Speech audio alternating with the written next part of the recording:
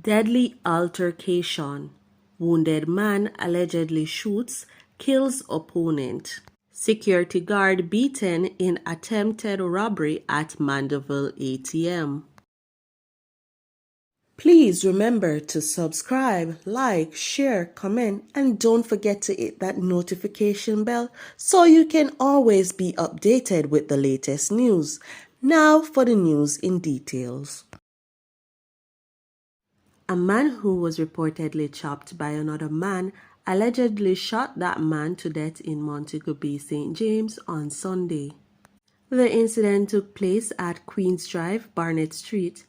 The deceased has been identified as 45-year-old David Roy from the capital city.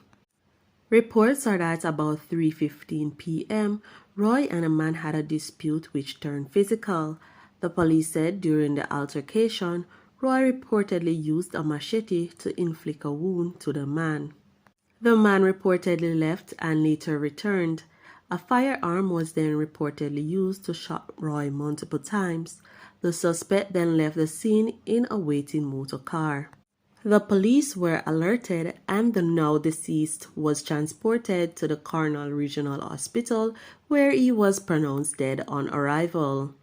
Efforts to locate the suspect have so far been unsuccessful, the police stated.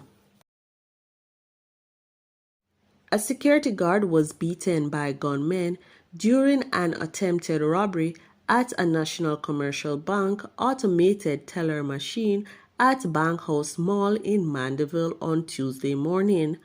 A police source confirmed that the incident happened about 2 a.m. The source stated that the guard, who was on duty, was physically assaulted and had to be taken to hospital for treatment after the gunmen attacked him. The gunmen reportedly vandalized the ATM but were unsuccessful in removing cash from it. The Manchester police have increased their patrols close to ATMs and money couriers. We have heightened our presence where criminals might target, stated the source.